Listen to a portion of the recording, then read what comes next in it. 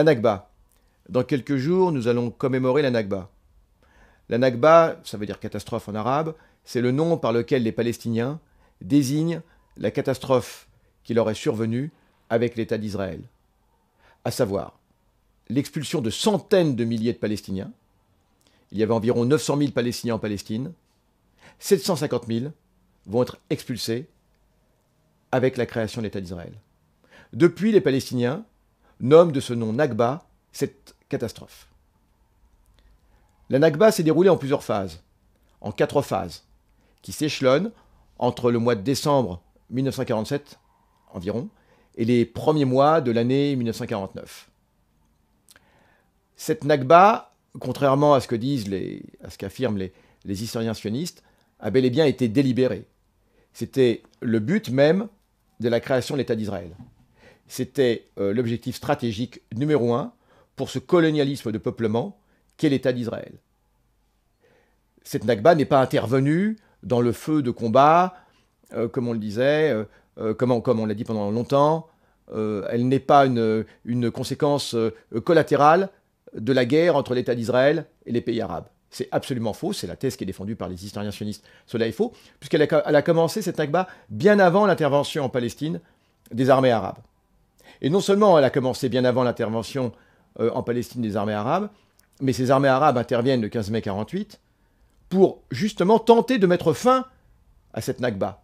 Et pourquoi ils le font? Ils le font parce qu'ils sont pressés par les populations arabes, parce que dans le monde arabe, il y a des milliers et des milliers de personnes qui descendent dans les rues et qui exigent des gouvernements arabes qu'ils interviennent. C'est comme cela qu'ils vont intervenir, et ils ne vont pas réussir justement à mettre fin à cette hémorragie, enfin à cette expulsion des Palestiniens de leurs villages, de leurs quartiers de villes, des villes entières comme Jaffa vont être vidées de ses habitants, de leurs habitants, des villes comme Haïfa, des villes comme Raqqa vont être pratiquement vidées de leur population. Et ainsi que tous les villages, évidemment, puisqu'on estime à environ 500 villages, 500 le nombre de villages qui, en définitive, seront non seulement expulsés, mais rasés pour beaucoup à la surface du sol, dont il ne reste aujourd'hui que des ruines. Cette Nakba, un des moments les plus importants de cette Nakba, et un des moments où évidemment, le sort des réfugiés va être scellé, le sort des Palestiniens va être scellé, c'est le 9 avril 1948. Ce jour-là, les Palestiniens d'un village qui s'appelle le village de Der Yassin, qui est près de Jérusalem, vont être massacrés dans pratiquement la totalité. Enfin, 150 de ces villageois vont être massacrés par les milices sionistes, alors toutes regroupées, hein, aussi bien l'Irgun, le Lehi, mais également la Haganah, qui était la milice principale. Donc ces villageois vont être massacrés. Le but est de faire peur, et de terroriser, puisque c'est par la terreur que l'on peut expulser les Palestiniens, évidemment, des gens qui sont sur leur terre depuis toujours, ne vont pas partir délibérément. Donc c'est par la terreur. Et le point de départ de cette terreur, ça a été réellement Der Yassin, 9 avril 1948. D'autant plus que pratiquement au même moment va tomber à la tête de ces hommes le chef des troupes palestiniennes qui s'appelle Abqad al-Husseini, qui était déjà un grand combattant de la révolution de 36-39.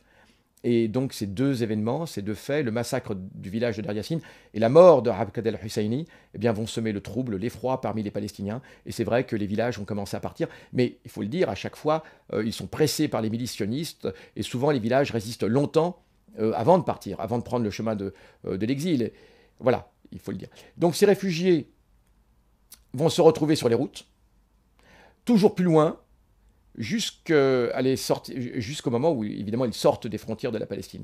C'est ce que les milices sionistes leur intiment comme ordre. Hors des frontières de la Palestine, hors des frontières de la terre convoitée. Ce sont des dizaines de milliers de Palestiniens qui vont aller vers la Syrie, vers le Liban, vers la Jordanie, dans des camps de réfugiés, où ils sont toujours aujourd'hui, enfin, où leurs descendants sont toujours, parce que la première génération, évidemment, en général, n'est plus tellement là, n'est plus tellement en vie, mais où leurs descendants sont toujours présents, vivent toujours dans des conditions extrêmement précaires. Le comte Bernadotte est l'envoyé de l'ONU. Le comte Bernadotte est l'envoyé de l'ONU en Palestine, il est chargé de négocier une trêve. Et en sillonnant la Palestine, il va constater de visu, hein, il va observer ces longues files de réfugiés, et il va alerter l'ONU. Il va faire un rapport. Et il met en garde, il dit une catastrophe est en train de se dérouler. En fait, les milices sionistes sont en train d'expulser toute une population. On n'est pas dans le cadre d'une guerre classique, Ils sont réellement en train d'expulser toute une population et ils empêchent les gens surtout ils empêchent surtout les gens de revenir. Il fait un rapport, il rédige un rapport, et ce rapport, il l'envoie à l'ONU. Le temps que ce rapport soit pris en compte par l'ONU, le comte Bernadotte et le colonel Serrault, qui est un Français, un officier français qui l'accompagne, qui est son aide de camp, tous les deux sont assassinés à Jérusalem par une milice sioniste, un groupe qui s'appelle le groupe Stern, qui reproche au comte Bernadotte deux choses. D'une part, la proposition de Bernadotte d'internationaliser Jérusalem, et d'autre part, le rapport de Bernadotte sur les réfugiés.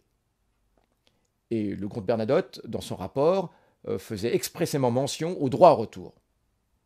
En décembre suivant, en décembre 1948, l'ONU est obligée de prendre en compte le rapport de Bernadotte, qui est donc un des martyrs, et d'ailleurs c'est le seul cas d'un envoyé de l'ONU qui a été assassiné dans un conflit de cette importance, d'un envoyé de l'ONU de cette importance, qui a été délibérément assassiné, qui n'a pas été tué par erreur.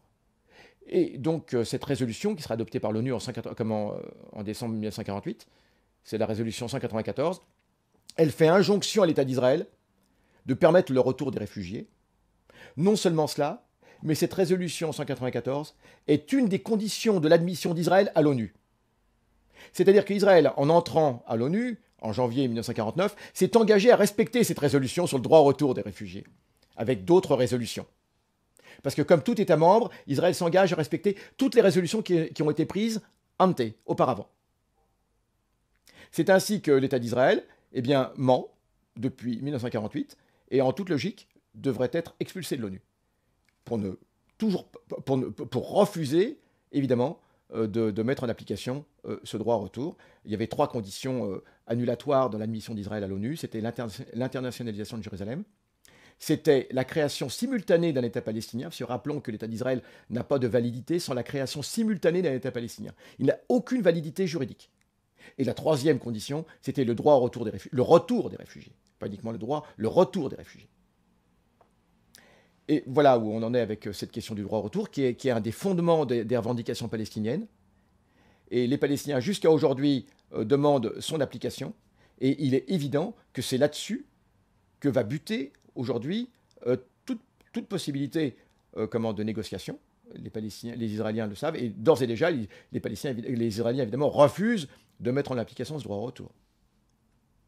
Quant aux Palestiniens, ils ne sont pas prêts à céder sur ce qui constitue l'essence même de cette guerre de Palestine.